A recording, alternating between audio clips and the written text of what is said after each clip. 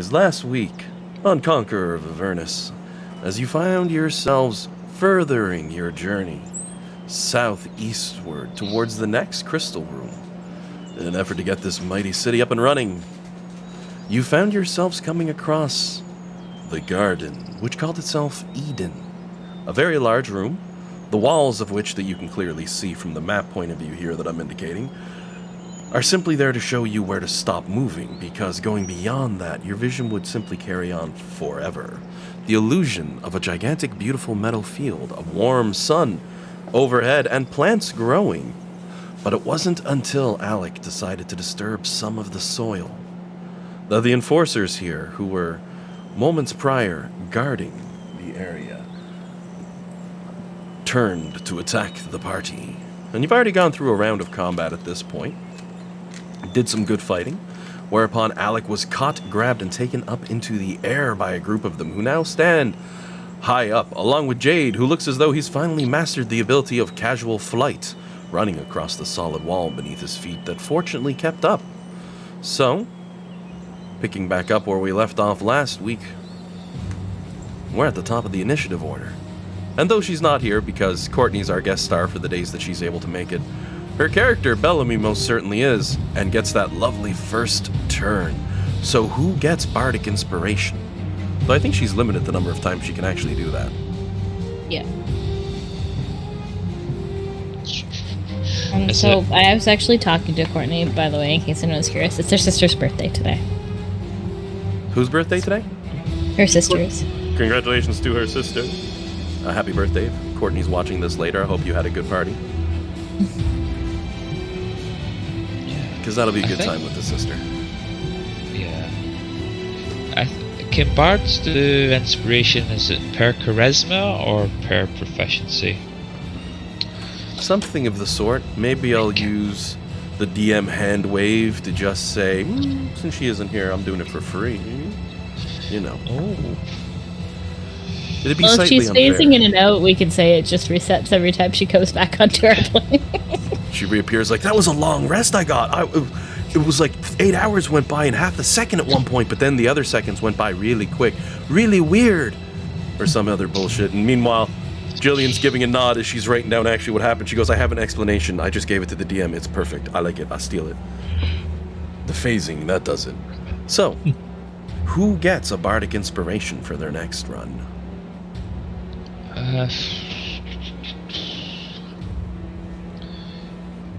I think Dan got it last time, Yep. if I'm not mistaken. He's got that fancy up triangle on his name. Did you use it? No. Okay, so At least I don't think I did. My go-to is usually the rogue, so they can land the crit hits, but if he's already got it, I don't think it stacks, so...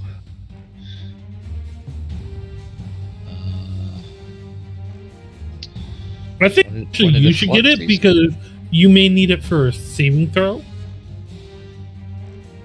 I could do, yeah. Have they made me roll a saving for that? I thought they were just try to cut me to ribbons so far. I mean, they tried to pick you had to make a saving throw or an ability check to get not picked up. You failed that, so they picked you up, they're moving you, and they're probably going to drop you, so you're probably going to have to do some sort of check, is my assumption. Or you might just take the damage, but either way, I think you should probably have it just done itself. You do raise some fair points.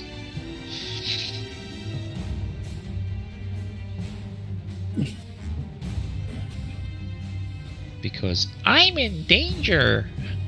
Yes, you are. And so far, they've only been attacking me unless someone has attacked them. Yeah. Right. Okay. This, I hope that stays true.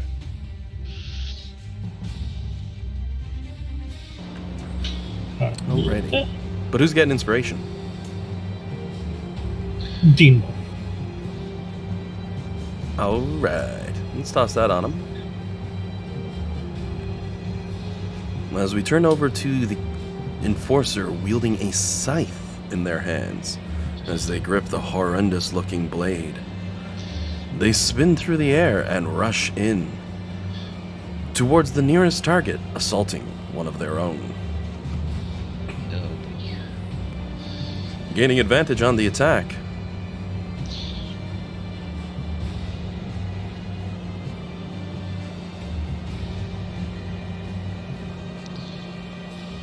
Ooh, a little laggy today. Well, good time to roll double high. Then even know, second one's a crit. Third one there, and oh yeah, no, that one's a crit too. We're gonna take a swing with the fourth blade, and then we're gonna see what that was. What's that? Nox's AC 21. Looks like it. Well, yeah, Scythe's just gonna fly right in on them and Scythe and go whack, whack, whack, whack, whack with them. You know, good times. Team's like, Alan, that makes no sense. Are you trying to impersonate Boomhauer? As this scythe-wielding monstrosity soars through the air, spreading wings wide and landing in front of, or behind, Nox. Pinning the simulacrum in, it spins its blade around feverishly before bringing it down to bear against her from behind as she takes 4 hits in a row. The first one, I have to add on a d10 for the scythe, don't mind me, deals 19 points of slashing damage. The second one, as it strikes on, does 43 points of slashing damage as she draws from behind on a critical hit against Flux. Or Nox, in this case. The third hit as well lies critical. And my wife just brought me some chocolate. It's a good wife. Very much so. 25 points of damage from the third strike of the scythe against Flux. So there's a pool of water. As a pile of snow flies into the air, crystalline water left behind, flowing beneath. As Nox points towards Flux, as the last blade's coming down, you might catch eyes with yourself. She smirks and gives a thumbs up before disappearing. Weird to watch yourself die. You know. You kind of get used to it. However, the two enforcers stare at each other for a moment, as this one has a strike left as it looks sideways towards the other Fulminoxus, driving and diving in as it spins the blade around. Making one of those strike. sheepish waves. I can picture it in my head, but I don't know if I could find a gif of what I want.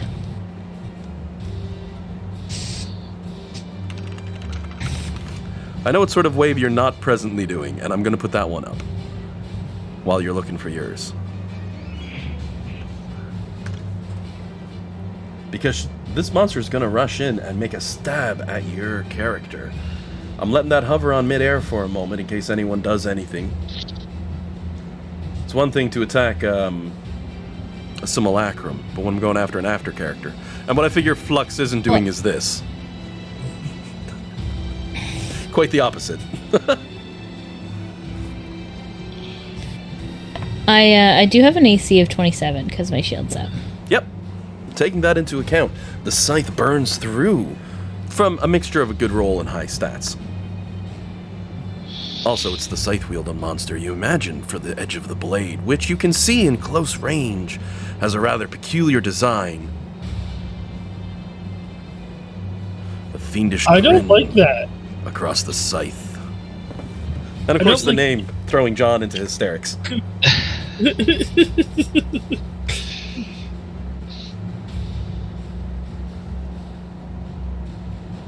Let's hope Scythe stays away from that bar. What was the damage on that strike? The damage, I will roll that now. Oh, okay, perfect. I wasn't sure if you had said that or not because I was looking up GIFs to see if I could find the one I'm trying to picture in my head. Oh, no worries. I was letting it hover in case anyone pulled a reaction or anything. See, like someone yelling, "Silvery barbs!" I mean, I could repost, but that just reduces damage. It doesn't do anything to prevent the strike. I'm gonna be honest. I can't remember if I had woe or wheel for Alex. I don't think you rolled today. Is this a new day? This is our first fight since the new day. It was a new we day had a a while long ago. rest. Okay, right. Well, I'll roll.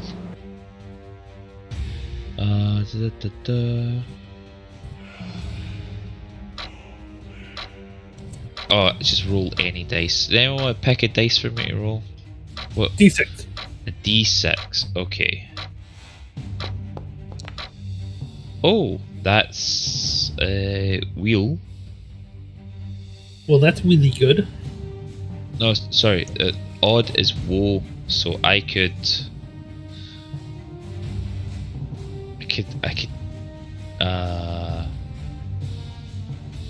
Minus a D6 from that attack roll if you want, Jillian. It's up to you. I don't want to ask. You don't have to use your resources. I've not been hit yet, so and I can repost to reduce the damage if it's a lot. So She also has not repost. The other thing, parry. Yeah. All right. I'll save it for saving throws then. I think it's no wait. Yeah. I'll save it for enemy saving throws then. Okay. Thank you for offering, though. All right.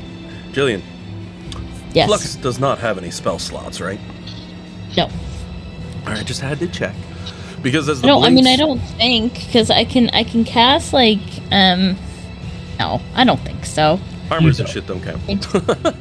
I think I have a. I'm getting her mixed up with another. No, spell's not even coming up on D&D Beyond, so no. Perfect. So, as this blade strikes, you see the eyes of the blue monster in front of you glow a deep green as the blade suddenly erupts with power and cuts deeper, growing greedy as toothed fangs seem to draw at the edge of the blade as it strikes, giving you additional necrotic damage on top. You take a grand total of 23 points of slashing damage, and then an additional 28 points of necrotic damage. So that's 51. Is that right? Yes. I had to do the math myself for a sec on that one. It's like, oh no, I forgot to add. It's okay. I will parry. Alrighty. So I think. Oh shit! I got a 14. I promise. I can take it. I'll believe you. Flashed up in my character sheet as well for the game. I already as I was clicking, I was like, "Fuck! I forgot to hit VTT." Dean has a vested interest in Jillian's happiness, so I don't believe him, but I believe you, Jillian. I reduced the damage by 14. So Well, then I will speak up since I don't have a vested interest in any of it. It was a 14. Oh, sweet. I should keep a D&D Beyond tab open on the group so I can see anyway, but I'm too lazy. so that 51 take away 14 would be 37. right. I was almost there. Okay. Well, you got my math turned back on, so now I'm actually thinking again. Oh. That's gonna be it for Scythe, though. Okay, that's the end of my turn, and also end of my reactions. I don't have anything else, but I do have to go pee. So BRB. Sure thing. Is that the only one with the scythe that looks like that? Only one wielding a scythe. The rest of them are using their own natural bladed hands, but the one with the scythe was using said scythe to chop the grain back over here. And as for the one that comes up from behind, that's going to get advantage on its attacks as it lays into Flux.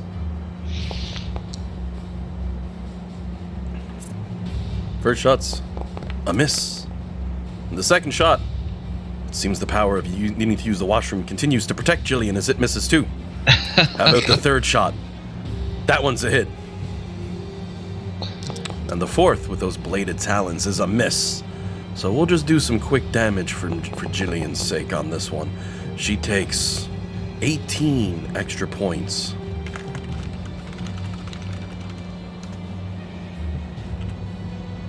As the Conqueror Enforcer lands one of its 4 shots, before we flop over to Alec's turn, who finds himself hovering 35 feet in the air, held up by this Conqueror Enforcer.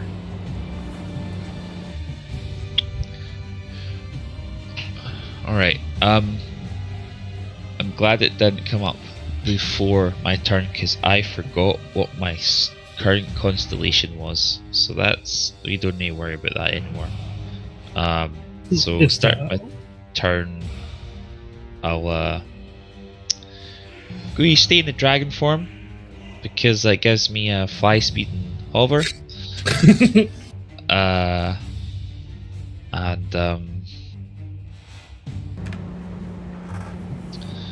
Not gonna lie, that Starry Druid's getting very popular. Oh yeah? Yep. So I've had, are you saying 4 other players. Are you saying it's the Star of the Druids? You're playing Wizard, you don't get to make that joke. But yes, I am. I said Star of the Druids. That's classism, Alan. For any other class, I'd say yes, Jillian. I apologize. You're 100% correct. But he's playing a friggin' wizard. He's got it coming. Oh, I can't even say it with a straight face. That's one thing I like about this level of plays. It's really underlying that you all kick ass equally. Sometimes in more specific ways than others. Like, if I put a fighter directly against an enemy, it's going to be damaging. So how do we balance that? Oh, look, there's a bunch of them. Yeah. Oh, I'm conflicted. My original plan was to just Misty Step out of there and try and get that injured one, but I don't want to leave Jade by himself either. Are they still targeting me? I don't know. What to do. Well, I feel at least 3 are still chasing me, so let's see if they'll continue their merry chase. So, a bonus action.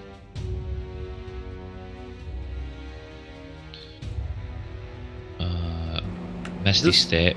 This one here I've indicated, I'm pretty sure had a restriction that you can see here in the corner for reactions or something of the sort. Yeah, I did it.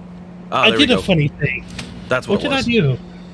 I did delete the chat log because it was full of stuff and I didn't want to lagging out the game with the size of the map. So I believe you restricted their reactions and maybe movement, but I digress. Try to give a memory on what you did there, John. And you did this spell that they could only do one of 3 things: take a reaction, an action, or a bonus action, or something. They can't do an action, or they can't do a reaction. They can only do, and then on their turn, they can only do an attack, movement, or something else. I think was the third one. I'm just trying to pull up this spell. Basically limits you to one of your actions per turn, one of your things per the cycle. So they can attack or they can move is what it'll fall down to. So, but yeah, that's what that was because I put the symbol on there for that. But Dean, you said you were going to have Alec do a teleporty with a Misty Step. Yep. All right. So I can move 30 feet. So I'll can it go one of those 2 spots? Or yeah. But you'll still be 5 feet up in the air. Yeah, so I'll drop down onto the ground or float down because I've got the hover speed, however it works. Probably can't drop with a hover. Then I'll step here and then try and take out. I only do cantrips now, so I'll try and take out this doofus. Just so we're clear, it's actually these 2 were both affected by the spell. the one right underneath Alan, the one underneath Alec. So I don't think it should have been able to move. If it attacked them, or did it just move? I thought that only targeted the one enemy. What ability did you use? So I cast it, but at level 3, you can target one additional thing. And where I used my spell scroll for being a wizard, or a scribe, it ups it to level 3 automatically.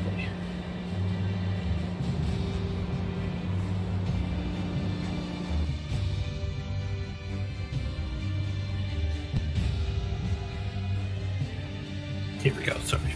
Let me just... I realized I missed that. That's why they both had that little starry thing.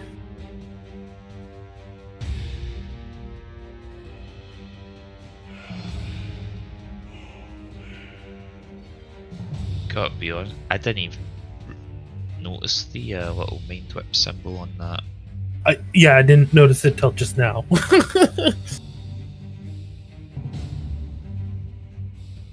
Well, I mean, I'm not convinced Alec will kill it, so we could just remember it for its next turn. There we go, Tasha's Mind Whip.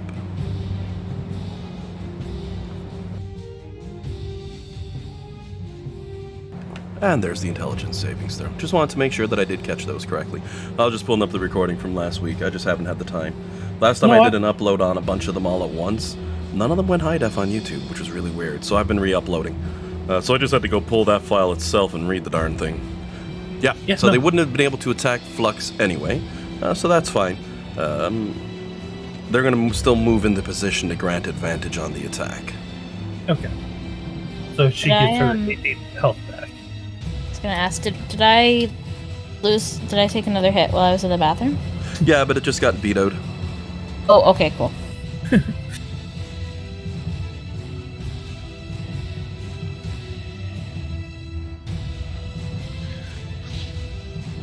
Does my cantrip land? Oh yeah, 34 is a hit. Okay.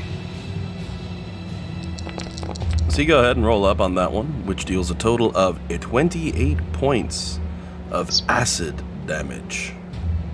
Possibly the best damage roll I've ever done. Who are you, and what have you done with Alec? Oh yeah, now I'm very mistrustful of everything. I'm doing well. Something has to be afoot. And I'm gonna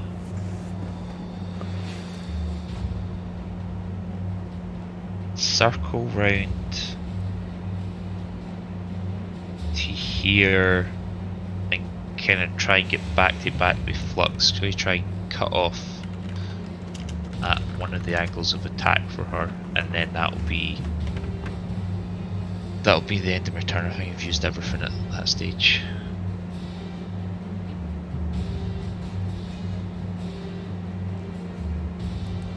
Oh, I just realised my owl gave Nox the help action and she get merked before she got a chance to use it. Oh, sadness. Poor Nox.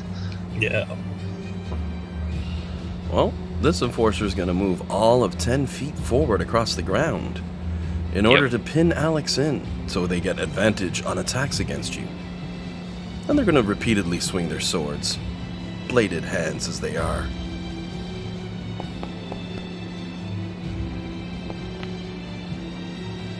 And you have AC of 26. The first one is a miss. The second one, that's going to look like it's a hit. It's going to look like it's a hit. Third one, that's a miss. I say it's going to look like because, team members. Yep. Third one's a miss, and the fourth one is a miss, but the second definitely lands a hit. Okay. So let me go ahead and roll damage. As the sword tears from behind for 24 points of slashing damage. Right.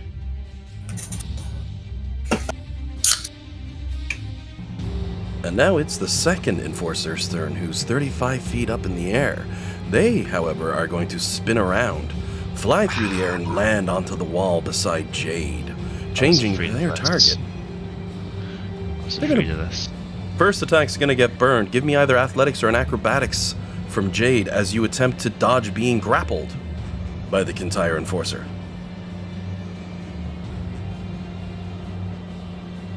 Pick inspiration work again. You get to know the outcome first, or just I think you have to say it first. Your inspiration dice roll? Yeah, Yeah, you gotta say call it it first. Oh no, that. You talking Okay, so you bardic inspiration. yeah. So you roll the d20, see the result of the d20, then you can say yay or nay on the bardic inspiration. Yeah. Before you know whether it succeeds or fails. Yep. That's my understanding. Maybe they shouldn't have called it. Had two things called inspiration. Jay doing a little can't touch me dance. All It right. still might not be enough. 26, you've managed to best them on the check. However, you're going to need to do it again, as they are a multi-attacking fiend. And they're going to continually attempt to grapple your character.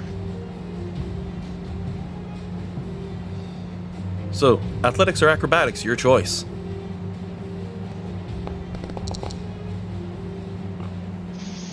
$22. Using that inspiration? Yes. Alright, you go ahead and roll it. What's her D? I believe she's at a D10 now. Yeah, I don't know what her bard level is. 10. 10 cleric, 10 bard.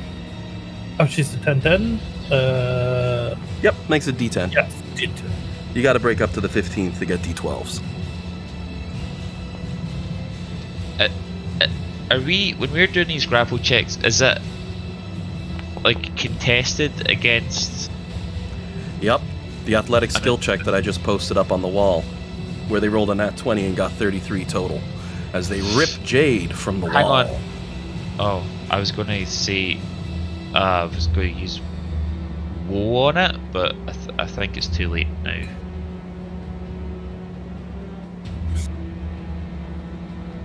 Well, that's up to you on that one. I don't know how woe works. You'd have to toss it up to see what its restrictions are. Yeah.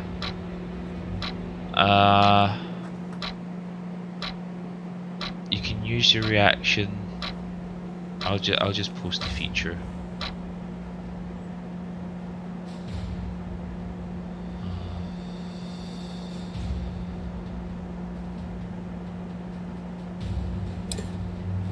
I was just trying to remember if it was a DC or a attack roll that we were fighting against, but Yeah, what is a grapple check considered? it's so a grapple check is you substitute one of your attacks to make a contested athletics versus acrobatics or athletics. So it would be target. ability, right? Yeah, but Yeah. that's for players. Some monsters have like a DC, so Yeah. it's not always a given. Yeah, but in this particular case, it is an ability check. Yeah, that's why I was just trying to remember. Yep. I feel like I've not played D&D in weeks. Which is not quite true. All right. What? So did you woe or? Well, I'm waiting for Alan to say because it gave us the. Oh, I gave you the chance a little bit ago when he first did it. It's whenever Yeah. they're about to do it, and then we rolled over to Jade to see what he was going to do. Okay. Yeah. So I Alright. think it's too late now. Yeah, but he's slippery, so let's just go silvery barbs. 'Cause Alrighty. it is an ability Give check. me a dex save.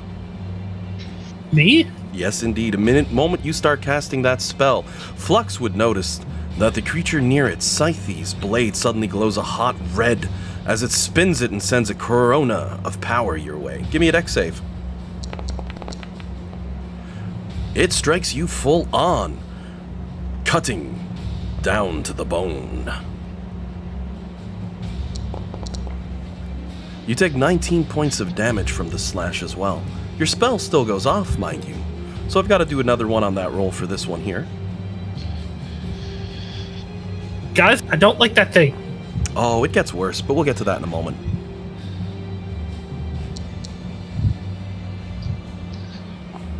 What was Jade's total? 31. Yeah. Because you see the 32 I just rolled on a 19? That Conqueror rolled a right. 20 and a 19 on its 2 checks. It wants Jade dead. So even I with tried silvery that. barbs. So who's getting that advantage strike from yours? Jade, you look like you need advantage. Right. So let's give him another plus. Sorry. No, I was just wondering, a personal curiosity. He's making the checks against me. Are they attacks or at advantage because that's denied? No, these are just straight athletic checks. Okay, I was just double checking. So with that, they're going to pull you away from the wall. They've already moved 10 feet, which leaves them with their standard movement feet cut in half. How much is that, you might ask? Enough to raise yourself and them 75 feet straight up into the air. Though I say straight, they actually corkscrew it a little bit away from the wall, bringing you more to the middle area. I dare not go much farther than that, hypotenuse of the angle and all that, but hey, if I let the players slip a little bit, I can do it for the monsters sometimes. However, the Kintyre Enforcer also still has 2 attacks remaining against Jade. The grapple is only taking up 2 of its 4 as a swap-in. As you fly into the air, it's going to strike at your character repeatedly. First attack's a hit, the second attack I rolled a natural 1 on, so that's definitely a miss. So overall for this turn, Jade would take a total of 18 points of slashing damage from one of the vicious blades cutting into your character. I'll cut that in half. Alright. You slice the slice and only take 9, as we swap over the Flux's turn, who notices now that Scythe is staring intently at Nimbar.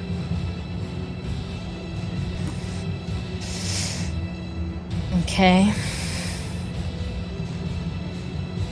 So, which one is the scythe one? Right here, Scythe. You know what? I'll make a quick One change right to in their front of me? token. You should be able to see Scythe as a name if you hover over them. Yeah. Okay. Uninjured. Oh boy. Okay, I'm just gonna go buck wild on Scythe. Alright. As you return the favor that Scythe laid into the other version of you cutting them down. Well, I dropped my shield because I have to, so. I'd say that takes an action, but you love that new armor. It's a bonus action, right? Exactly. You will lose the my massive, what bonus. is it, +5 to the armor? That's alright. Let's see if I click the armor off on your character's inventory, if that'll actually do it. Well, I can unequip the shield. I'll do that in a minute. Oh, I don't know if that's gonna. Well, work. I'm checking for my own info on it because I am curious if it'll knock it down for us. Or did you do that naturally? No, it has the +3 shield. I just have to find it on your character sheet because I'm dumb. There it is. Yeah, I can just unequip the shield. Oh, it worked! This is it. I get excited for just simple little things. 20's a miss, 28's a hit, 21's a miss, Ooh. 35's a hit. Oh, I was just gonna say I was gonna use precision attack on the 20 because I was pretty sure it was a miss anyway. Oh, okay. But I don't know if you've. I think I had to say it before. I was just getting my rolls out of the way before I said it. I did go through them pretty quick, and if you were thinking about using one, you can use a precision attack on that for sure. I was. Because you know the 20's a miss. If I said that. Yeah, And if you're I only- do know that. Do you know the 20's a miss? I've rolled really low here. Sorry, I don't know if that rolled twice. Just take the first one. 9 Yeah, sorry. to Whatever the first 29. one was. Yeah. That's a hit. And Okay. on the 21 is the other option, because as you know, It that would be a wasn't- miss. Yeah, it's fine. I'm only gonna use it once. I'm not gonna burn all of my Alrighty. base. So, you get 3 hits with the precision attack and an extra D9 for the attack roll on that one. So you go ahead and roll your 3 hits. I don't think precision attack gives you a bonus to the damage, though, does it? It does not. Alrighty. 29 points of damage on the first attack.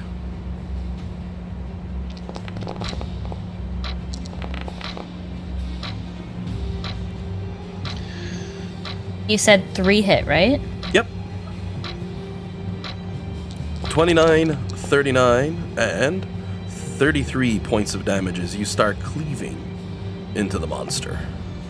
Can I also try... I don't think it's going to work because I imagine their strength's pretty high. But can I try Disarming Strike? To get him to drop the scythe? Yep. So it is going to be... Oh, do I still have it? I have it. Yes, I do. Strength saving throw, DC 23. Display that for you.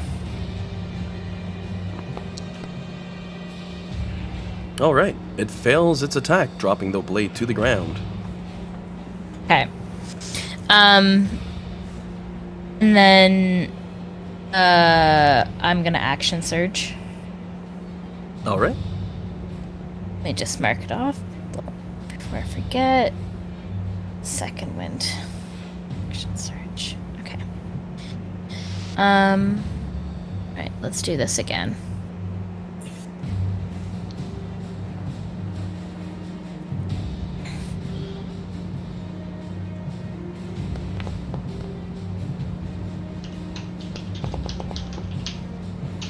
I let the 25 and the 26s and all those hover. You let me know if you want to use any precision attacks. 28's I'm going to not. be a hit. You know that. Alrighty. I'm not going to use any more. I don't have a ton of... I only have 2 superiority die left. I'm going to try to save them. Alright. All 4 attacks hit, so you go ahead and roll up your damage. Okay. And its movement is reduced by 10. Even though this is for carrying height, I'll use it for the carrying the speed of the monster.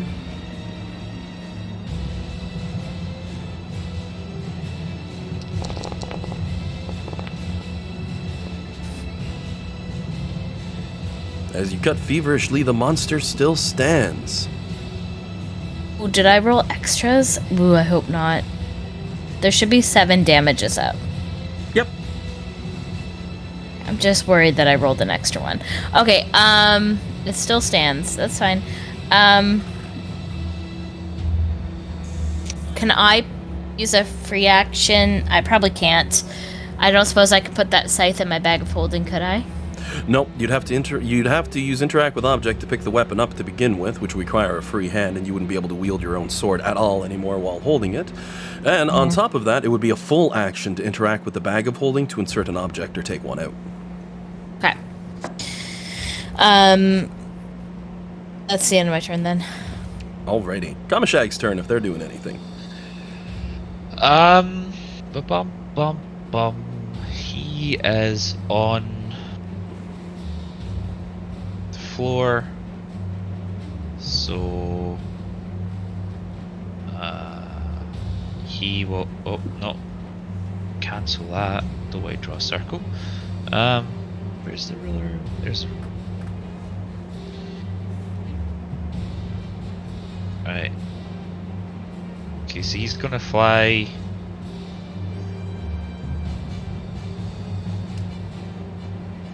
Right. If he was to help Flux against Scythe, like use the help action, does he need to pass by Flux or pass to the enemy and then away from the enemy?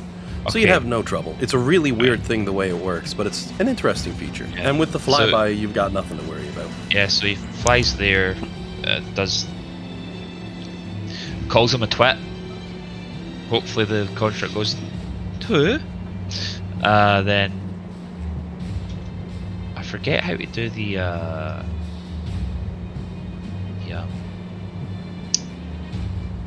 thing we did. But he's got flyby, so in fact I think he'll fly like 40 feet diagonally up. So however that works, however high you think he can get. He gets at a dodge, so I'm just gonna put him. Yeah. I'm fairly forgiving because the only thing they can do is the help action. So they fly in, they give a bonus for Flux's next attack. Yep. Anything else on Kamashag's turn? He'll breathe a sigh of relief at still being alive, and then that'll be his turn. Alrighty. Next Enforcer's up, who is going to match the flight height, of course, of the other two, bringing themselves up to 75 feet level to Jade and the other one, as they begin to make strikes at advantage at your Tabaxi friend in midair. Cannot have advantage because I'm not incapacitated. Oh, right, you have an ability that turns that off as a rogue, right? Yep, level 18 ability of a rogue. You cannot have... No attacks can have advantage against you unless you are incapacitated. Alright. First one's a hit, the second one's a natural 1. The third one is a miss, and the fourth attack... that one's also a miss, just by the skim of the hair on your tail, as your character basically pulls up at the last second dodging a blade, but you do get hit by one of the claws, for a total of 18 points of slashing damage. And our other Enforcer's turn, who's 35 foot up, going to fold their wings back, dropping down and slamming into the ground in front of Nimbar as they slowly rise up. The glare on their faces, they yell at the small wizard, swinging their magical blades at your face repeatedly. First attack looks like it's going to be a hit. But I think you've already used your silvery barbs and you haven't had your turn, so I don't have to worry about your reaction. Yeah. And you only have an AC of 19? Yeah. I mean, 19's a godly AC in most other stages of the game, but level 20 I can honestly say only, compared to everybody else in the mid and high 20s. So that's 2 hits. Third one just misses, as you manage to duck under the shot, but the fourth one makes up for the miss, as 3 of the blades strike your character, and I start rolling dice. You take 20, 16, and 16 points of slashing damage from the 2 shots. Yep, 52 points total damage to your character's health. Ow. Jade's turn, who dangles in the air, though unlike a piñata, they cannot hit him. Or maybe just like a piñata, I don't know about the rest of you. Blindfold me, I'm gonna hit someone in the face with the stick by the accident. The scythe is still in Nimbar? Or is it he holding it again? It's on the ground floor here just now.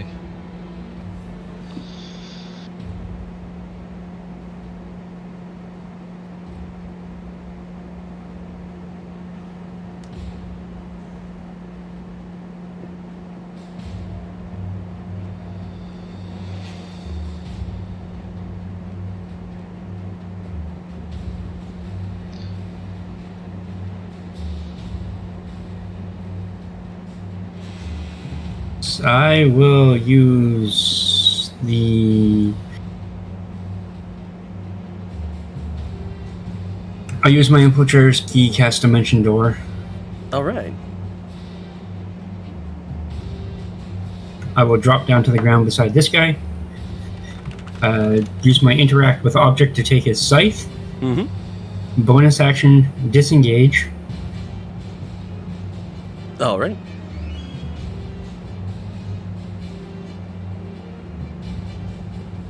Move it to here, and that'll be my turn. Alright. And as your turn comes to an end, it's Nimbar's turn. Yes, it is my turn. That thing's uninjured.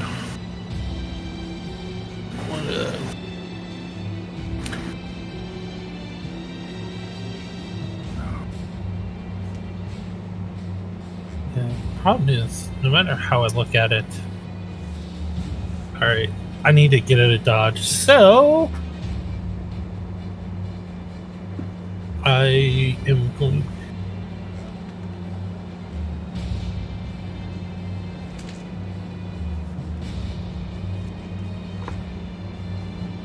Alright, Mistra, I'm going to cast my Dimension Door. We're going to go to this corner. Alrighty.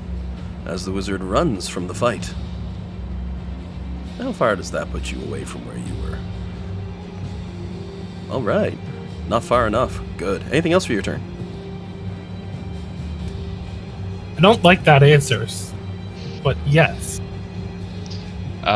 John, I have a question before Yeah? your turn ends. You Yeah? you use the Foundry sheet, right? Sure do. Okay, never mind then.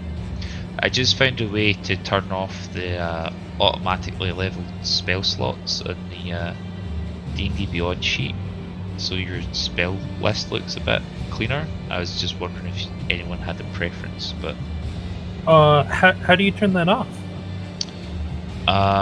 you go to Manage, Character Settings, and then it is about halfway down that little pop-up underneath User Prerequisites.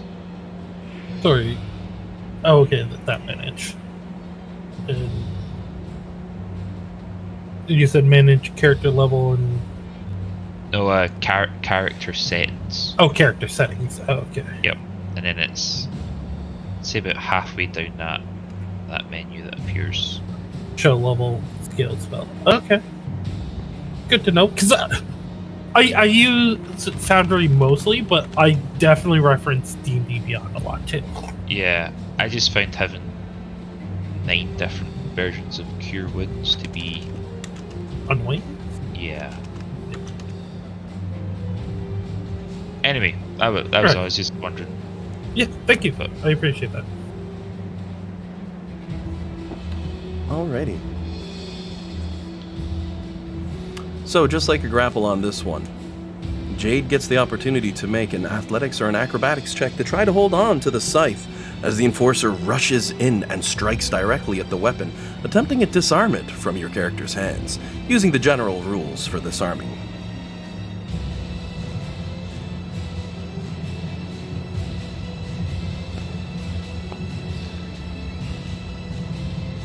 You said athletics check? Acrobatics or athletics, whichever you want to use.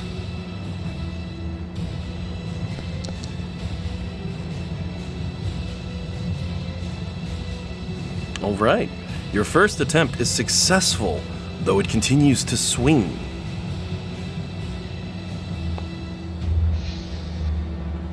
You go ahead and give me another athletics or acrobatics save on that one, as I'm calling it at this moment. Unfortunately, with the second one, the hands are too fast underneath your blade and flicking it free from your character's hand. As it spins through the air, the enforcer moves quick and catches it, spinning around in their third act to bring it down hard against your character in one fell swoop. I thought that was going to land on a 1. It hovered between the two. Your character has 25 AC? Yep. Shots looks like it's going to be a hit. Alright. Hang on, where am I in reaction? I'm next. Sure, I'll do a woe. I've not had a chance to do it yet, so. Alright. So that'll be. Wait, how far away is? I'm on the ground, even though it says plus 75. Right, Just right over here. 20 feet away. Alright, I'm in range, so -4 from that attack roll. Alrighty. -4 means the attack misses Jade as the blade just swings over the top of his head. And just checking, has Alec used any spells since his last turn? On my turn I used Misty Step and Primal Savagery. I thought so. Just want to make sure. Because you see the enforcer's head turns towards Alec as he holds on to the scythe, and then turn as well to face Nimbar, as it seems to be making a decision between the two of you.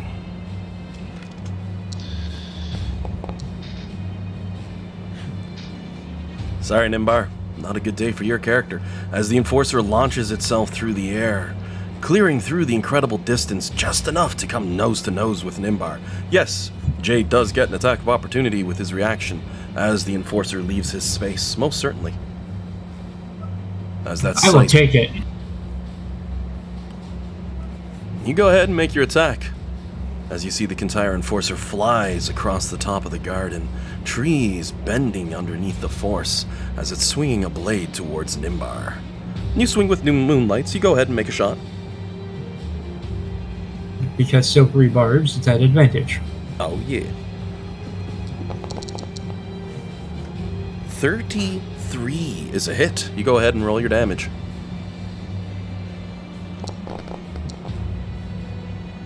$31 points from the attack itself. And then your sneak attack adding on for another 33 points of damage. Doing some serious injury with a single blow, but the Enforcer, unmoved, continues the chase towards a spellcaster. And as it's bringing its blade down on Nimbar, anyone doing anything or got anything up their sleeves? I'm too Only far if it away hits. to do anything. I don't think I can help him.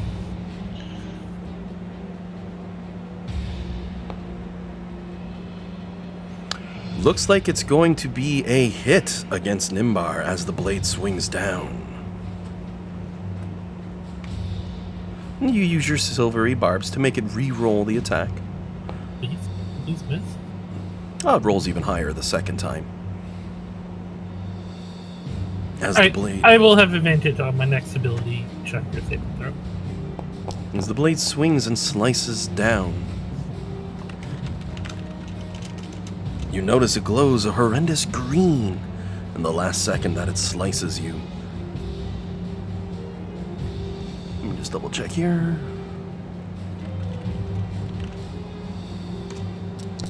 First off, you take 13 points of slashing damage, then another 29 points of necrotic damage. 13, 29. And you have a much, much worse situation coming up than that. I know. I don't know what it is, but I know. Let's see here.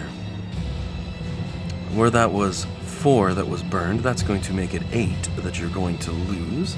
Starting with the absolute highest spell slot that you know. So, starting from your 9th level spells down, you lose 4 spell slots.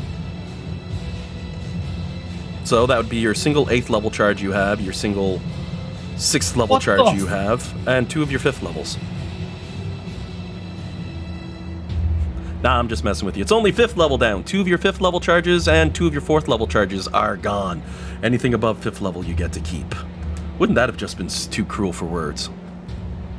Still, you lose a crap ton of spell slots as that blade strikes you down. So did they get the scythe back? I kind of zoned out there for a minute. Yeah, Is that they- what's yeah. doing it? Jade picked it up off the ground, so one of the enforcers tackled Jade, ripped it away from him with a number of strikes, tried to hit him and got woed, and then flew over to Nimbar to continue the strikes against him with this blade.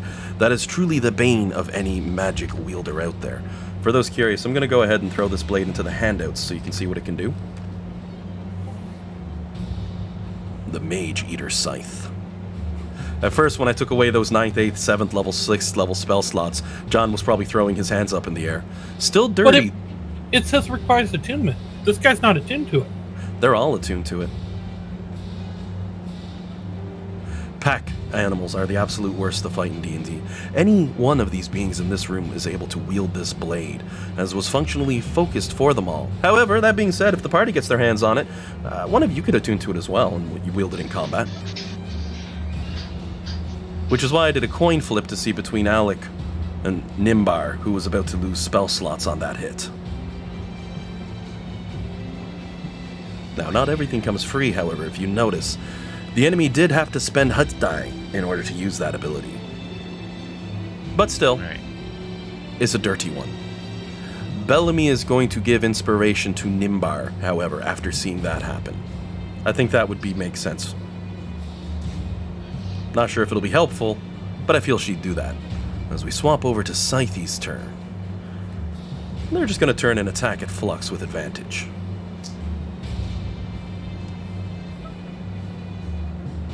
Four swings from their non-scythed hands. Really, what happened to all those beautiful crits I was rolling? Flux's AC is down to a 22 at the moment, right? I believe so. So that's I didn't unequip it yet, but 3 hits. I actually went in and unequipped it myself because I was giggling because I got a kick out of the fact that it works. Yeah. From the 3 slashes, you receive 19, 16, and 13 damage. So that's 48 points of damage total. Oh, and John, if you're noticing from the weapon's description, it says they lose twice that many points in spell levels. No. You only lose 4, not 8. I thought that would be too cruel of a weapon's ability.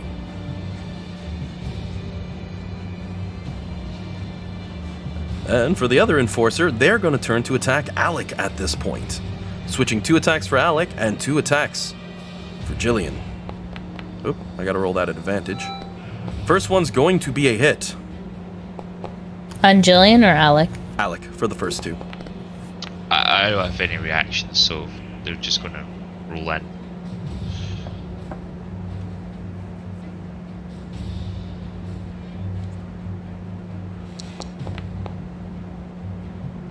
So 1 hits Alec critically badly for critical hit, and 2 for Flux. 20 points of damage to Alec. Slashing? Yep. Okay. Which is surprising because that was my crit hit and I rolled dog shit.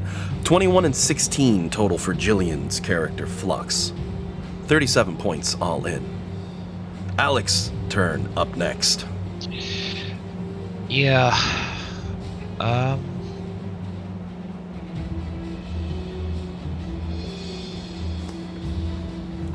Talk about a rock and a hard place.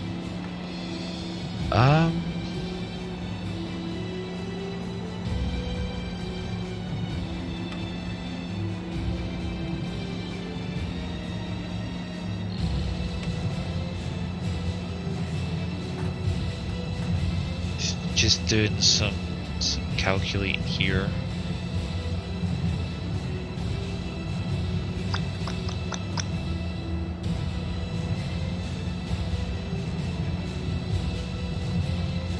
So if I do that, then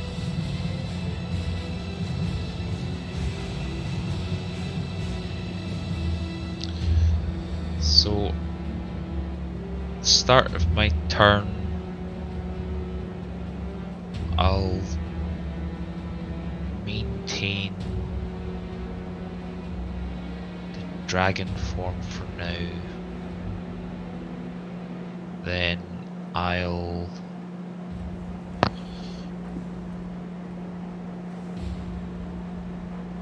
hit the badly injured one with a primal savagery.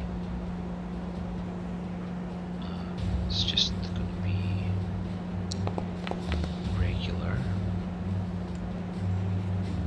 Alright. 33's a hit. You go ahead and roll your damage. Oh, that's closer to what I usually roll. 16 points of damage. Yep. As the Enforcer looks even more damaged. Okay, and then I'm going to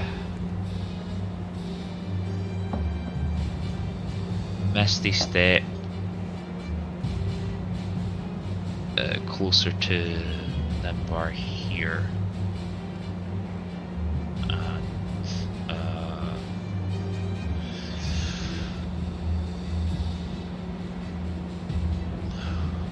let's see, does that leave me between? Oh, don't do that. Right click. So that's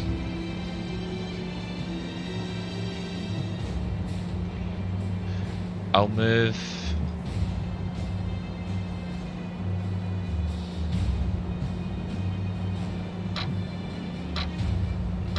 I'll stay here in the middle, so I can get anywhere I won't use any of it. That'll be my turn.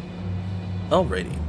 So the next 2 Enforcers are going to move up as well as they begin to pin Flux in. The other Enforcer up here, who's 75 feet in the air, well, the only way they're going to get in range to anybody is through dashing, but I'm going to go ahead and have them dash as they soar through the air, come down and land directly in front of Alex, standing up to their full height in front of him. but they can't actually do anything, and their turn is technically a 15, so you know. First off, we're going to focus on the Conqueror Enforcer who still has attacks, as they swing 4 times at Flux. The first blade reflecting, the second blade making up the difference, and striking hard. The third blade as well hitting, just not as hard. And the fourth blade hitting as well. All in, 3 attacks have hit you. One of them was a critical. You take 25, 16, and 11 points of damage. 25. So that's 52 16. total? Okay. Yep, 52 total. As I'm finally starting to make Jillian use that health that she paid for. Flux's turn now, as you stand with 3 enforcers around you. The badly injured one over here almost uninjured, and Scythe, who you were staring down previously. Well, I'm gonna finish the job on Scythe. Hope I do, anyway, I shouldn't. Hang on. Scythe's not... I can see that. Oh, that's he 10 did- foot. Yeah, he also like doesn't have the scythe anymore. Right, no, I couldn't see what the Yeah, hell but was. Does the one with the scythe, is it near me? Oh no, No. it moved way the hell chasing after Nimbar. Right. Nimbar Yeah, Misty so- stepped, and they're like, oh, the DM made this room a little small on purpose. Because, you know, I'm cruel. I gotta make it at least a challenge. But there is still the badly injured one behind you, uninjured to your side, and Scythe in front. The original Scythe, who you knocked the blade out of their hand. Also, one of them, I think the badly injured one up here that I put the down arrow on, you chopped their arm off at the start of all this combat, so... Swinging with Cerides's Rage. 24 is a hit. So you keep going with your other attacks, you still got 3 of them left. I don't know why 21. I hit the button every time. I normally don't do that. You doing anything with that 21? No, because I want to save my maneuvers. Alright, the 25 and the 24 hit. The 21 is a miss, unfortunately. So you go ahead and roll attack number 4. 29's a hit. So you go ahead and roll your 3 damage rolls on this enemy.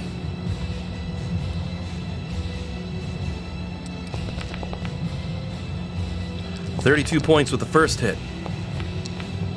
That one last dice a little slow. 36 with the second hit. As it's looking badly near death as you draw up your sword and give one last swipe with Cerides's Rage, cleaving through the enemy, killing it stone dead as Scythe falls. Okay, Nimbar, I'm gonna. Oh, however- no, I'm gonna use an action surge again. 1 second though, before you do. 'Kay. Before you do. You might be hearing Nimbar's characters cursing this thing down to that moment. Ah, what the hell is this? As you might even be holding hands up as it holds up its scythe for its next swing, you know, for the turn yet to come. But something important, the Flux would now notice as she looks around. Because you're readying that action surge, again, readying to just go full Ginsu, as I like to say, based off those old knives. But with Scythe down, you've noticed, the other enforcers have entirely stopped moving.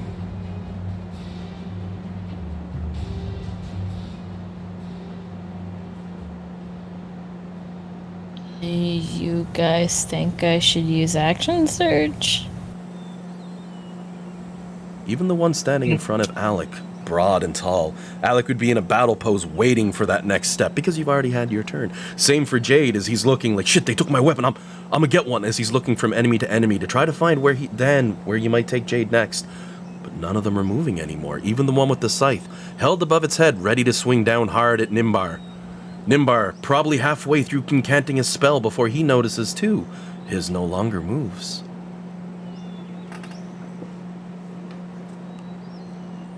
I'm gonna go ahead and clear the combat tracker.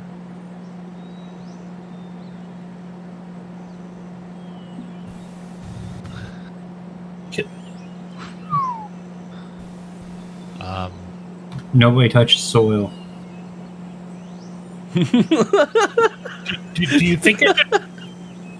Do you think if I try and take the scythe, it'll attack again? Hang on. Alec, as his constellation changes to that of a chalice.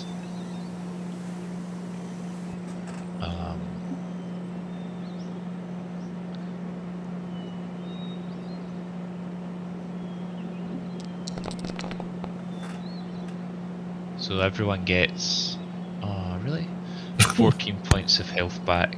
That's the Alec we know. Huh. But Flux, you get back an additional 15. Because I've never seen Flux's Thank you. health really in the red before.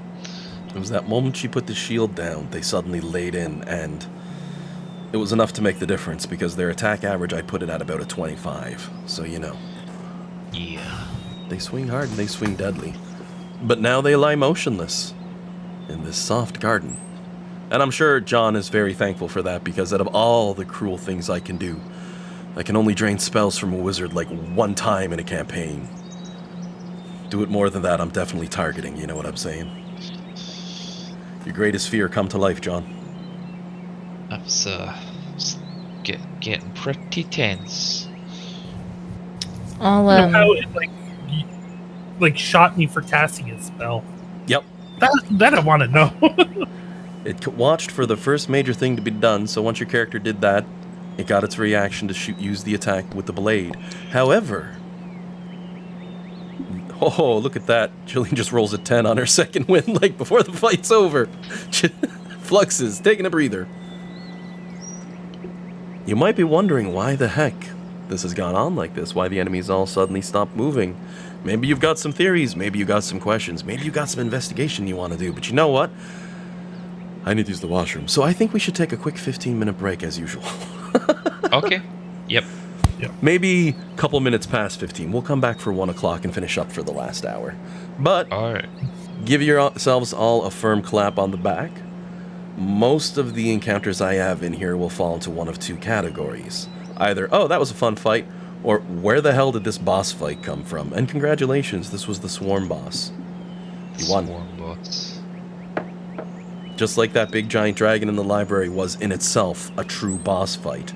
This was not meant to be easy. This was meant to tax you. So, high five to all of you, especially Jillian, and especially to me for almost bringing Flux down into the double digits again. I almost did it. I don't think I did, though. But it was close. No, I think I was just over. No, well, I was either just 99 or like 100, like just above 100. It was on par. I Never almost know. did it. But decide what you want to do at this point. Maybe a short rest is in your future inside of this area if you risk it. Yeah. No pressure, no rush. I think a short rest should be in order sometimes. But before we do go on said rest, I will allow one thing to have an answer, and that's anyone going for the scythe. I say this because you got Jade in the room, and if that blade had struck him, he'd lose spell slots.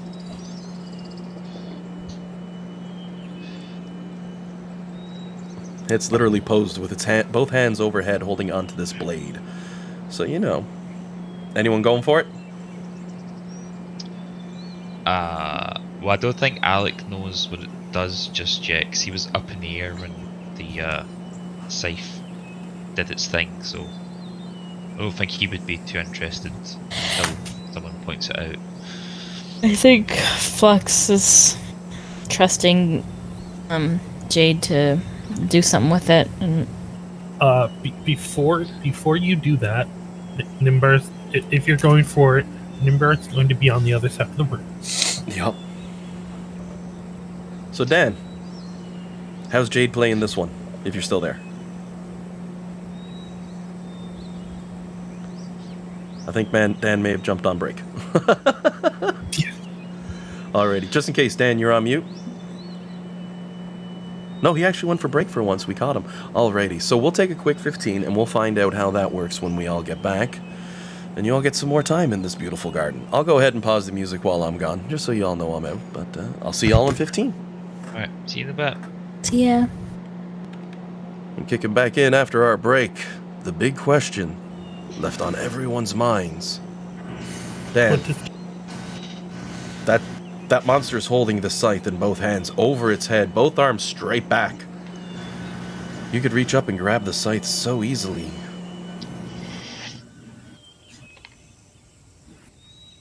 I put it to the party on whether or not we want to try and take it. Because there's a chance if I try and take that, it's going to activate them all, and then we'll have to go through another fight.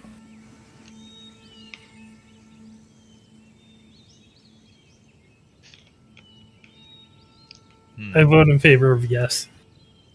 Well, I think if we grab it and put it away, like quick enough, then Even if they do a lot of damage. And I'm not trying to come off as cocky, but like you guys have a lot more of a chance to beat them Can if it doesn't have it. I take a quick look at Scythe's body to see if there's, because if they all stopped when he stopped, maybe there's some kind of difference in the bodies that we missed, like hopefully a handily labelled control unit A or squad leader unit Beta, something like that. Well, examining over, you can definitely give an Arcana check and go hands-on to check that one out. Glancing at it with just a perception check from the outside, though, nothing stands out. But with Arcana, you could shift through the rubble of the remnants. Of course, did you want to help with that? Oh, yes. Yes, please. Not touching the dirt. Okay. Well, let me. Alright. I assume I'm actually going to be the one rolling. What, you mean you top my +8? Just a little bit. It rolls a 19 on the check for a 37. Glancing over and examining the construction of this, you can see that it seems to contain components that relate to the other ones, but without examining a second unit, like the one hovering over Flux, or might have been hovering over Flux. She's probably sitting right now with a sandwich, because, you know, the fighter's the one that I always say is immediately the most chill after a fight. But, by the way, when everything froze, this particular one that was flying, what happened with it? Was it still in the air? Did it land softly? It fell to the ground and took damage. Nimbar's walking around. I wonder what happened to that one up in the air. Bam! The ground shakes beside you all as it comes in full force, striking for 27 points of bludgeoning damage, landing on its feet in awkward pose as its body collapses somewhat from the very weight, but it does simply stops moving, holding the position that it's left in. But I will mark it as prone since it fell. Okay. So you'd have to do an Arcana check on one of the other functioning units still, which would be hands-on. I'm willing to do it so long as Flux is beside me, ready to kill the thing that I touched. Is that Fergus that I just heard, Dean? Yeah, he's going into a tantrum because I've got this bowl of noodles and I'm on my computer desk, so he's not at all impressed. And you're not. Yeah. You Had a bit of a tantrum in here before as well. I mean, I would give him some, except that it's spicy kimchi flavour, and that's just not going to play well in the dog's stomach, I don't think. Oh no, I absolutely understand, but you're a monster for not sharing. Yeah. I know. We're so cruel to this dog. Did barbecue the other day. Izzy wouldn't stay off our laps. I was shocked. My cats normally don't care. But it's a lot easier to look at a cat and say no and put it down. When a dog comes over to you and pops up, you just it's a hard time to set them down. They look at you with the puppy eyes and they give a little whimper and you're like, you cannot have a hot dog. Maybe later. Okay, here's a hot dog. Damn it, I'm going back to the barbecue now. What do you mean? When you have a dog, you just pick an extra one. What's that for? The dog when it comes to bag. Yeah. Actually, the most clever move I've seen recently is the fake treat with medicine in it. They'll take, like if they're doing barbecue or something like that, they'll have pieces of chicken. I saw some dude do this and I laughed so hard. And they'll take the pill and they'll put it in one piece of chicken. And they'll pick up the plate with all the food on it, including that one piece of chicken as they're going. As they turn a corner with their dog looking up towards the plate, sort of hopping, they'll knock one off by accident, hits the floor, dog eats it right up. Bam. Medicined. I was like, that's genius. That's the only way you're going to trick most dogs. They're all really smart. You put it in their food, they eat the food, spit the pill out. But not if they think it's this treat that they have to quickly snatch it. Well, they won't get it. That is pretty good. Yeah. I like that one. I got a kick out of it. Something I never had to deal with my last dog. They were in great health until the day they passed on. Even though their faculties started to fail, they were kind of going blind and deaf. But you know, once a dog's like 22. Any day's a bonus, really. Yeah. Really sweet pup it was. Don't get me wrong. But yeah, Izzy's pretty much a dog, except disobedient. But, you know, behaves like one. Looks you in the eyes, walks over to you, that sort of thing. Should fit in round about here. There's a lot of disobedient dogs in this, what do you call it, subdivision. Got to call it a housing estate. Neighborhood. Yeah, neighborhood. In Scotland, I'll just be round about my bit. We just call it my bit. My bit. Up around our way. That's what we say up home. Or unless you were from the area, then it's down in the bay. Because it was Bay St. Lawrence, so, you know, the names worked out well. But, I digress. So, yeah. What we do? I think didn't it roll at the beginning of the day for expended spell slots for the staff of the thing? So I'm just gonna do that real quick. You're doing what now for stats? My headphones kind of cut on me for a second. Re-rolling the charges for the staff of the magic. Well, that's if you're going that route. We haven't yet started a rest yet, and you're doing some Arcana checks, so, you know. Yeah, no. That should have recharged at dawn. Oh, yeah. I mean, the importance of doing it. That'll depend on your actions coming forward. So, you gonna do an Arcana check on one of the ones that's standing mid-battle pose?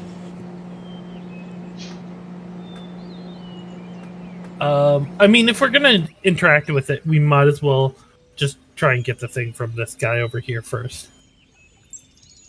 I'm gonna form a little square, form a little defensive position. I volunteered to not be close. Well, that's the thing. Are y'all hanging out in this room while Jade tries to grab the scythe, or everybody stepping outside for a minute, ready to close the door? I guess we could wait at this door, I suppose. Yeah. That's maybe closest, so... It'll save you from moving minis across the map and all. Feel free to use mostly theater of mind. I'll let you know if you've got to worry about mini positioning. Yeah, we should close this door. No trouble. Okay. The doors don't lock, but you can close them, and this one can be easily opened, so I'll go ahead and give that a click for Dean's point of view with Alec there. Then... So... Actually, you may want to bring your owl in first before we close it. Oh yeah, my owl. Yeah, I'll. What about Flux? Oh no, wait. However, Oh no, there's two owls somehow. There's one in the room, one in the tunnel. Who knows? Is everyone else going out? No, I'll stick with Jade. I'll back him up. Alrighty. I think we're kind of waiting by the door just in case. Okay, because it hasn't been said yet, I'm going to stop and grab all the magical equipment that the simulacrum had. Oh, yeah. Smart. I was thinking about that a lot during the fight, and then I was like, I'm in the middle of the fight. I can't worry about that right now. You take the time to pick up all the gear from the simulacra, who ended up taking quite the beating as they were jumped. Putting them back into the bag as you head over, Jade now finds himself with a question, as he has a sight staring him in the face. How are you going to do it? Just going to grab it and take it?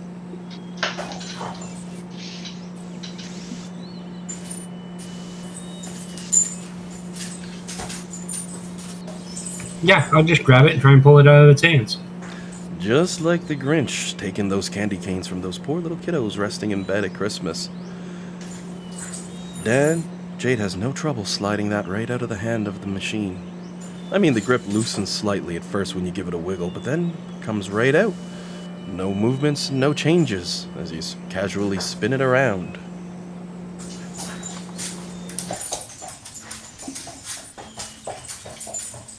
Okay.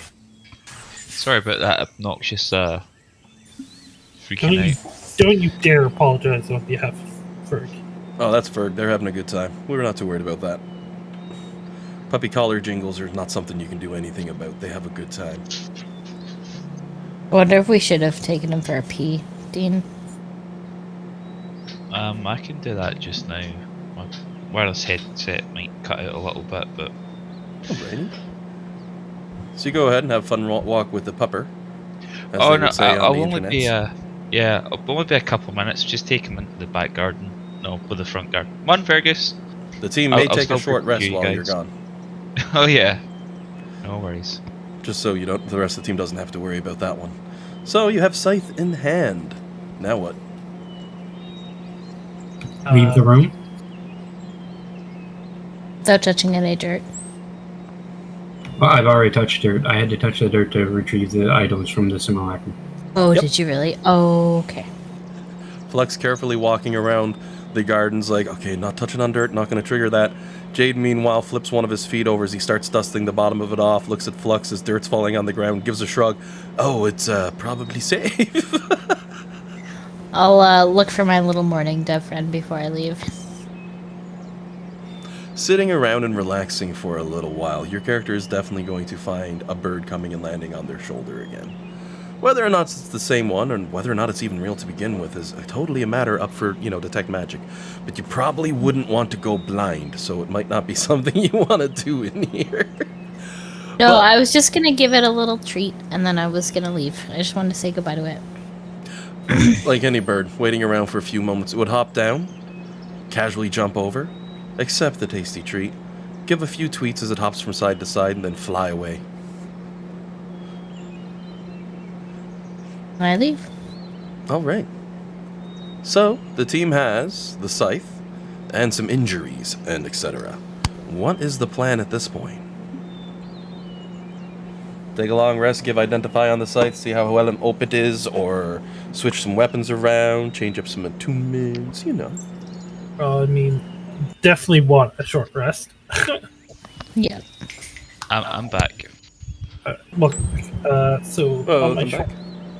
on my short rest, I do unattune to the new book, retune to the thing, as well as I'm going to use my Arcane Recovery.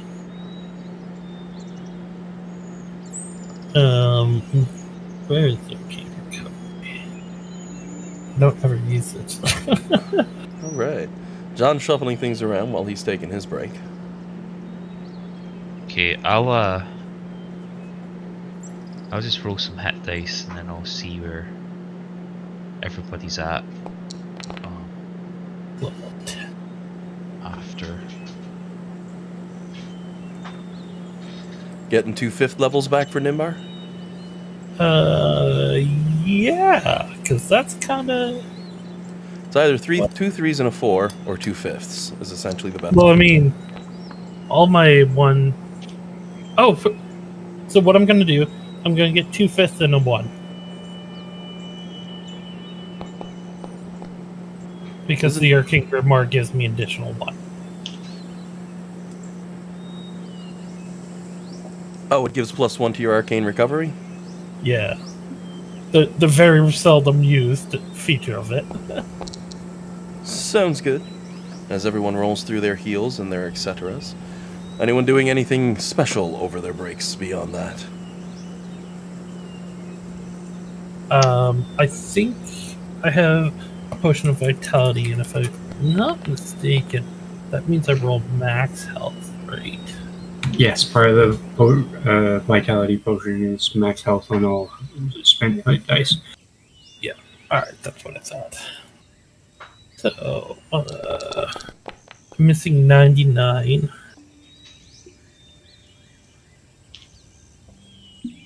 Yeah, we get. I'm not insane. We get con back on hit dice, right? Yep, you do. Yeah. Okay. So,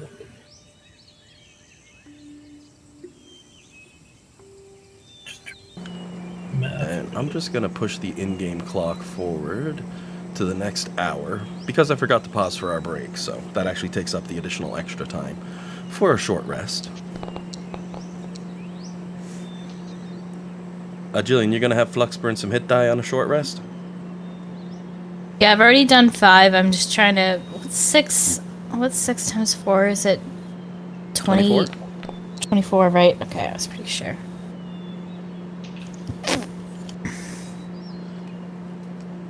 Right. So Now, other question. Anyone trying any of the food or inspecting any of the food in the garden over your hour-long rest? Jade will. Jade already touched the dirt, so we know that it's... Yep. He walked right through. Okay. Right, well, I'll go try and determine...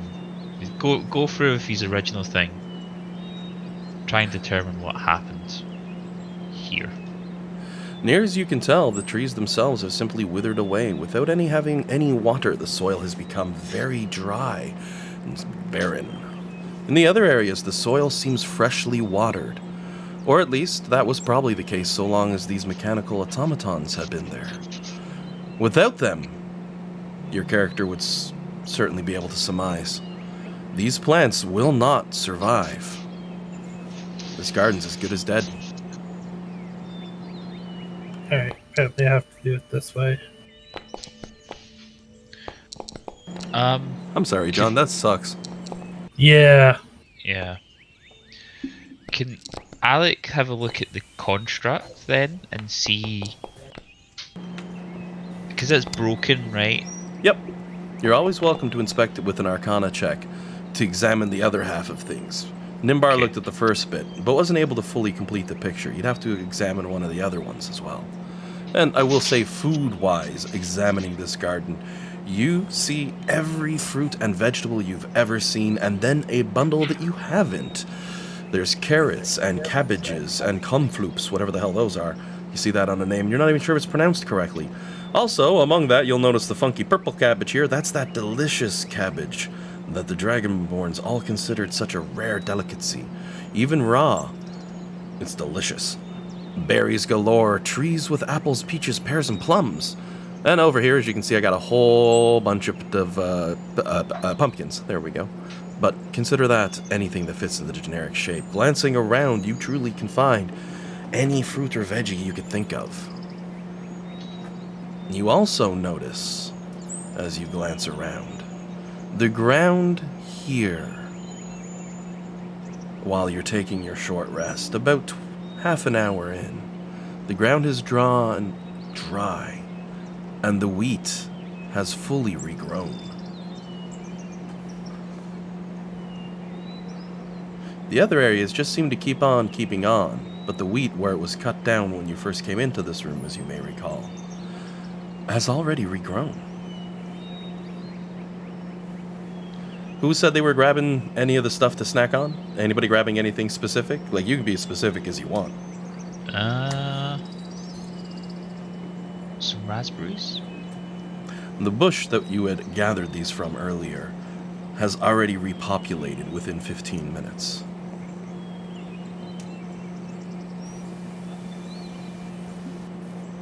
There's also a weird assortment of mushrooms over here. One set pulsates with an odd greenish-blue color, another dark as night, another dark brown, and another mushroom that you notice at the very end with a reddish color seems to match the design that you saw of the steak you ate earlier cut from mushroom. Oh, okay, I see. It's the kind of steak that would make Ronson cry. Oh, hang on. Right, so I'll roll my Arcana check to examine the broken automaton, then I'll go have Alec have a look at the mushrooms. Because now I'm wondering, is it just one of those, like, what do they call it?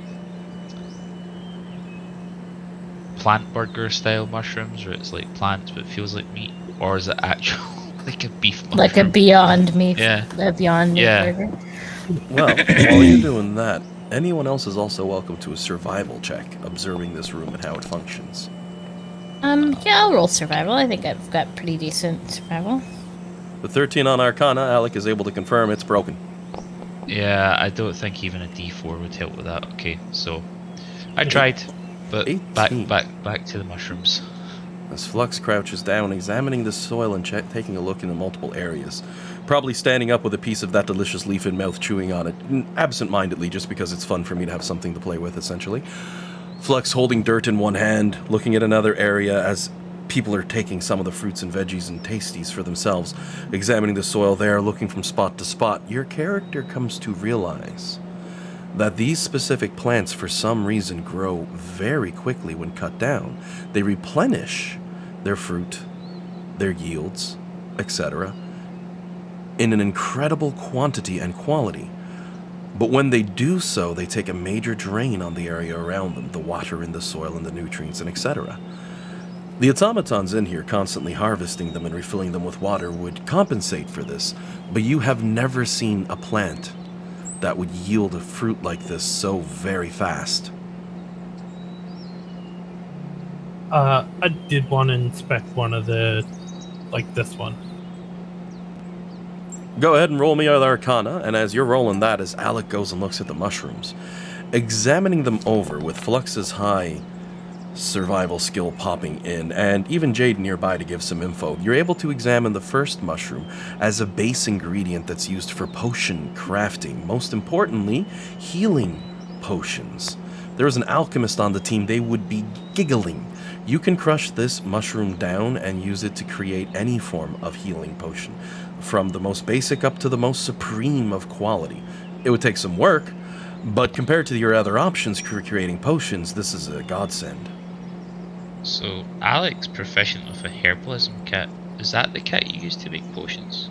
You could use these to craft 4 of the second level potions completely for free during a short rest. But it would take everything else Alec has got to do them, essentially. You'd have no time left. I can gather them for the next short rest. I might be okay that one. Yeah. I thought we couldn't take it out of the room, though. That's an interesting question. After all, you did see the meat mushroom outside of this room. Because the other 3 mushrooms are also very unique. The second mushroom is an odd blue color and is in fact narcotic in nature. You can use this for crafting poisons in a similar regard. It makes an incredible base, but also a good way for application. The third mushroom is just a standard, hearty, very strong mushroom. Basically tofu, in a nutshell. You could toss it in for many meals and make many different things out of it, but fairly bland on its own. And the fourth, red mushrooms, are in fact squishy and very strange. Each one looks like a small little nub, in that when you give them a squeeze, they almost do indeed feel like flesh. Do you cut one up to take a good look at it? Sure.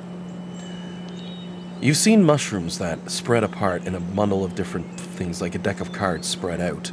But for this, as you cut through, you see the texture of meat in where the mushroom would be. Someone has indeed created meat shrooms. And they appear to be of different variety as you cut them down. They're also a little juicy with a few bits of drip. You recognize one as beef because, well, I'll just give that away. Though the others, meta knowledge, you've got basically all the animals you can imagine here. The oddest one is chicken, with that weird white texture that it has as a mushroom. They'd need to be cooked, of course, but like everything else, they regrow fairly quick. Nimbar is able to determine with his Arcana skill as he examines one of the others that these automatons are all in fact created as a connected and shared unit. By taking down the central one, the other ones all simply stopped functioning, a brain set across 8 different bodies, which is why it was fairly more strategic in a fight than many other enemies you had faced, though not smart enough to defend the one piece. So, for a fun metafact on that one, imagine how south that fight could have gone if you didn't take that guy out first. And let's be honest, you all never have the luck to do that. You always have to go through the hard route. You always get a bad, unlucky moment. I'm holding out 2 things and I'm like, you want this one or the bad one? And the team's like, the bad one looks cool. We're taking that. And the DM's like, I'm so sorry. But not today. Pat yourselves on the back. Which is also why all the enemies were attuned to that scythe. Because technically it was only one. Right. I see. Given the incredible health and damage output of those things, a couple of turns would have seen health numbers starting to drop very quick. So pat yourselves on the back. That was a good fight and not an easy one. Or maybe just pat Flux's vindictive nature to kill the one enemy she was already fighting. Because, you know, that too. I'm not the gift off vindictive.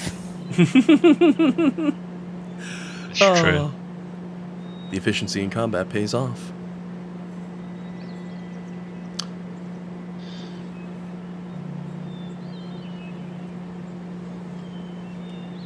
So it seems someone's created a food item that regrow so very quickly and require such small space. Given the speed at which they regrow and the amount that you can pluck from this area, it'd be, without reason, no problem for an entire city of this size to be fed by an area this big. So you might see now why this garden was called Eden. Yeah, and we killed it. No, I know you're saying Eden like the Garden of Eden, but you could also say Eaton, E-A-T-I-N. Or at this point, E-A-T-E-N. Because you're the last ones who are going to eat from here. Yeah, I don't think there's anything I can do to, Yeah, no. yeah. It's unfortunate. Should I, as one last act of growth, water a patch of the earth, Yes. reach into my pouch, pull out magic bean? Yes. Oh god. Oh god, yes. Oh god, we're all gonna die. Oh, the humble bag of beans. DM? In the campaign for like 4 years now. Oh, you give it a roll. I might do a re-roll if you get The pyramids? pyramid or something like that. But in general, Giant beanstalk? Probably not them. could you imagine if you rolled up angry Alec? He'd just be like, "You killed this whole place. I'm keeping it alive." So cross your fingers. That would be amazing. The statue animates itself out of spite. Oh my god. Okay. Right, so there's a new button called Roll Table to VTT. Oh yeah, they do have that. Which will throw it all in. I also think I have a rollable table specific for just that one. I can try clicking that button. I'm a bit worried it's going to put the entire table in the chat window. Do it! I'm hoping that it'd be smart enough just to display the entry that I get. 683. Oh no! Sorry, I'm not at my computer right now. I just A hungry bullet burrows up and attacks. Oh dear. I don't know what a bullet is. There was one. Oh wait, you didn't watch that. I hit copy. That didn't work. There we go. A boulette. If I was to reveal, looks like that as they pop up from the ground. They give a roar. Just they are large, however, so they do take up a bit of a space. Flop down and immediately start eating mushrooms. Going for the meat shrooms, just digging into them like a mad dog. You could engage this thing in combat, but given that you're a druid, and given that it's only challenge rating 5, Yeah, I think it'd be cuter if Puppy just showed up for a feast. Yeah, I don't think we need to. What are we? 4 or 5 level 20s dogpile a 94 HP. Yeah. Okay. Well, it'll eat what we can't gather, and who knows? Maybe bullet manure will be enough to keep the soil fertilized. We just don't all know. of time. You know, We come back in 3 years. They've got like a community. you know, since you just said that, it's going to fart on command, right? Like, maybe manure will save it. we have to throw it in there. It's good comedy. It just works too well. But no, That was it's kind of a shitty joke. Oof. Well, Gonna shit all over that one, ain't you, John? Certainly the butt of the joke. Well, you know, guys, we've got 6 beans left to go. Who knows what will happen next time? Is it 6 because we found the second bag? Yes, because we were down to about 3 or 4, so then I combined the totals, so we got back up to around. Oh my god, could you imagine 8. if we actually go through all of these fiends? What would we do for free time? Well, I mean, we do only have a couple minutes left for today's game if you wanted to plant an extra bean or two. I will say that much. There's a real juicy one, which is where you get the eggs, and you can have a bit of a gamble to increase ability scores. I remember. Then you ended up getting them, and we shoved a bag of beans into the mouth of that one poor madcap who ate them all, and they turned into all. We did the one roll, and we got those, so he got those, but if you eat too many, things go nuts. And he became like little Hercules as he's walking around the other madcaps. Remember that? Yeah, I I remember that loved guy. him. Laughing my ass off. I don't know how he didn't die, but he was jacked. Oh, by the power of plot. Bean number 6. Okay, Shriekers. How many shriekers do we get? What? Better question. What is a shrieker? Yes. There you go. My roll lows savers. Shriekers. It's a human-sized mushroom that emits a piercing screech, driving off anything that disturbs it. They'll be right at home here. Yup. They pop up, they just immediately start screaming until you all take a few steps back, though that's about all that they do. Okay. Well, I mean, at least we're going to have left our mark here. Yes. Another bean? Alright, another bean. Last one. Alright. One more bean gets dropped into the... I'm going to say you even planned them this one over here that was dead to the world, you know? You're like, I'll make some good use out of this soil. Now it's got shriekers growing in it. Well, you know, they're right next to their cousins, the mushrooms. The meat shroom. The greatest invention ever made because it actually tastes like steak. pt7. So, D4. There's your eggs.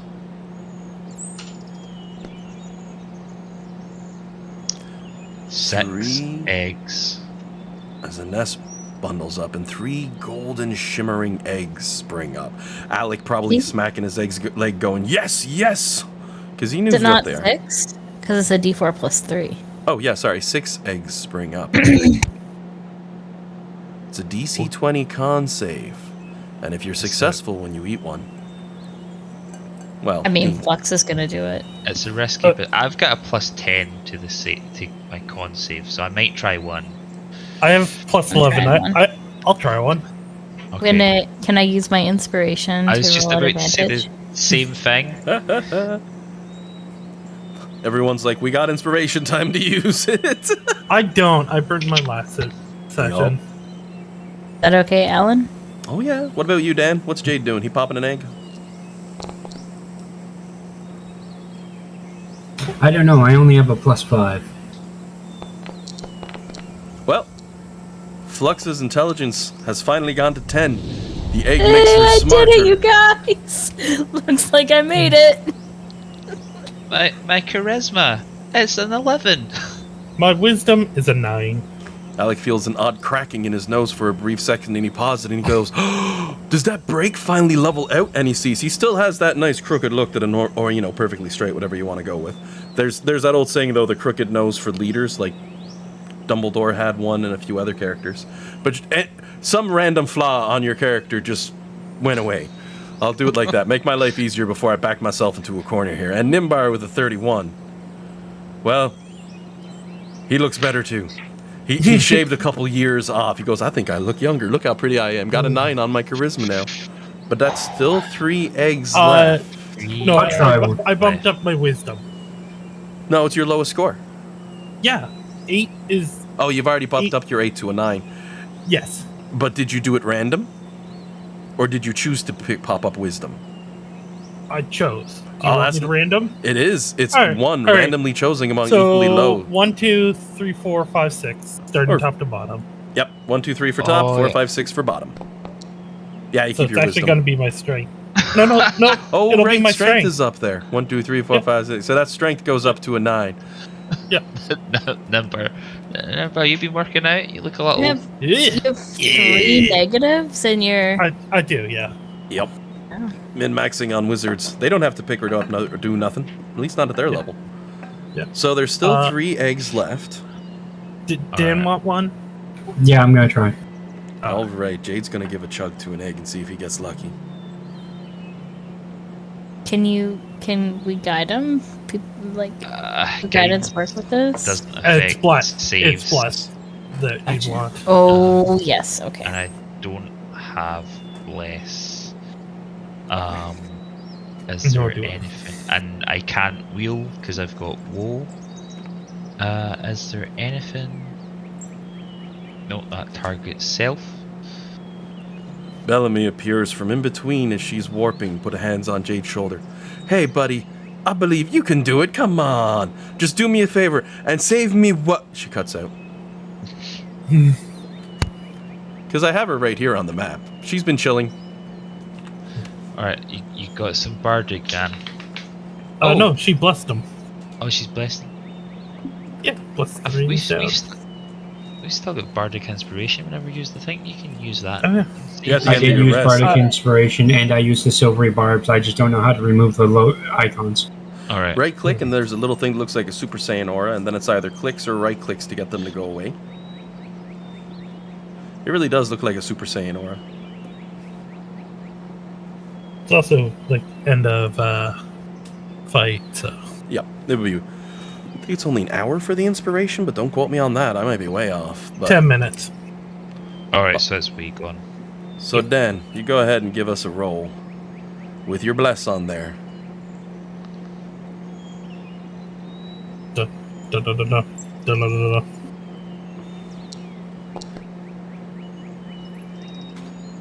Well, Oh, buddy. that's some pain, unfortunately. That is going to be, what was it, 10d6 force damage from an internal explosion. How do you get rid of the little status symbols? Right click on it. You Yep. right click on. Alright. Left clicks and right clicks bring them up and down. You can also stack those into go down with turns as you go, but I very rarely need to do that. You kill things quick. 39 points of force damage to Jade as he goes full Looney Tunes as well today. Stomach expands out, shrinks back in, and he just lets out a smoke from his mouth. Just, dude. However, there are still 2 eggs left. If you wanted to have Jade take a second shot and still save one for Courtney to have a choice to take one someday. If we even remember it. It's up to you, Dan.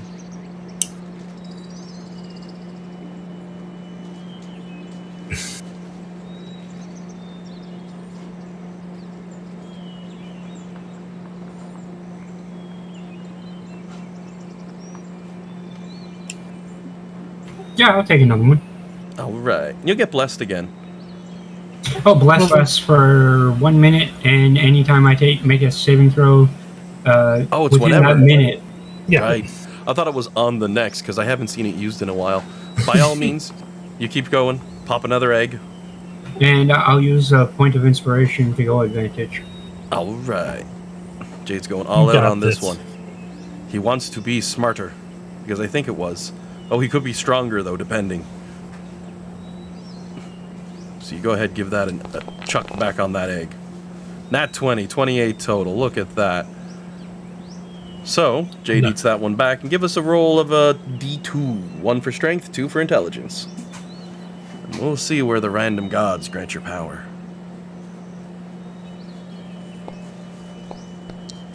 A 1. Jade is stronger.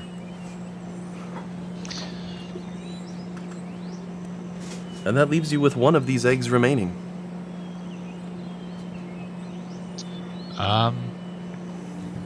Should we save it for Bellamy? Was that the plan? Yeah. Okay, I'll put a sticky note in my notepad. All right. So unless anyone had anything else they wanted to do with this beautiful garden, the only thing left was a single door down this way to the next area. The other majority of the dungeon already discovered and looted by the party, for the most part. Jade, do you want a little top up there?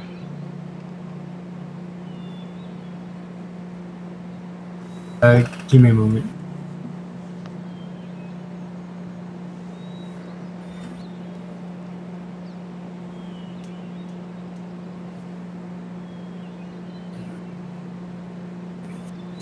Alright, where's my health at? Minus 52? Where's my book at? Oh, could you have used your reaction to half the damage from the internal explosion? It has to be an attack I can see that internal, so I can't see it, so therefore I don't think it can be used. Okay, makes sense. Kamashag would have spent most of this rest laying on their back on top of the post for the well, enjoying the sunlight coming down. Yeah, but he gives himself a little groom. Oh yeah. So much better than the cold and the Avernus. Yeah. A nice little break as you all enjoy a short rest. Now we are a little short on time, but if you wanted to crack the door open, I could give you a preview on the next room for next game. As you can tell, Down for that. it's not far from the end, so... And this would be our... No, I'll wait. I'll ask that question after I see what's in the room. So, if it is of course locked... Oh yeah, guidance. I'll cast guidance on Jade I will- when he's doing his check. Yep. I will point Jade at the door and be like, "Have fun." Yeah. Alright. I'll go ahead and play catch up with everyone's minis to save you all a step here. I'll check for trap first. Oh yeah, so you go ahead and give it a check.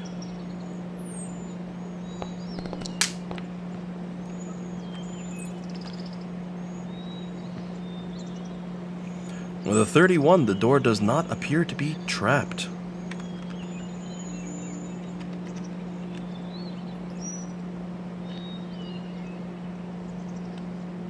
I take it cuts out the keys. Oh yeah.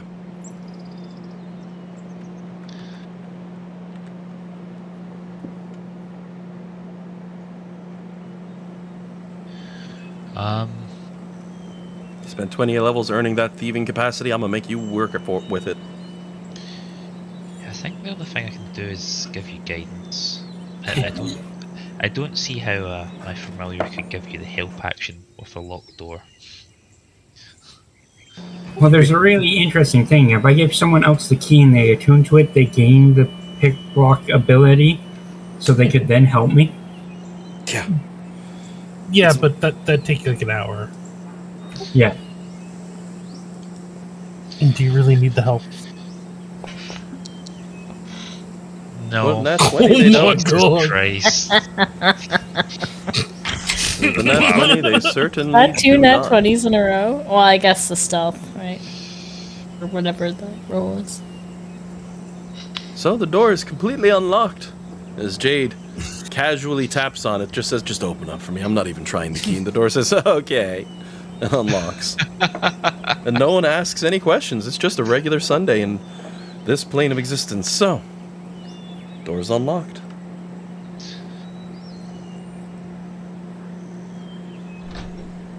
And as you open it up and give a glance inside, you're greeted to a rather magnificent-looking meeting room. Numerous well-traveled chairs wrap around a beautiful stone table. Two of them, one followed by the other, on either side. At the head of which stands its own table with a red cloth draped over it, some notations, a mirror, a pipe, a bucket, It looks like a large rod laying on the floor.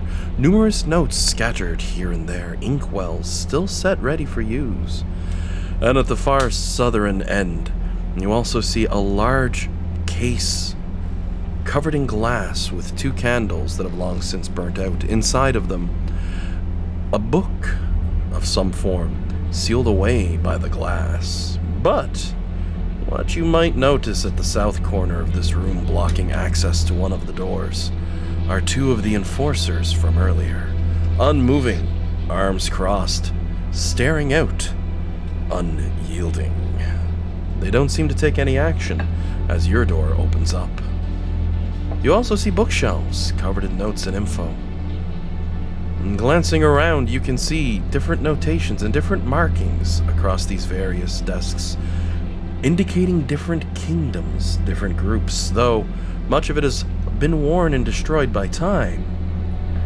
You would imagine this was intended to be a meeting place for those who ruled.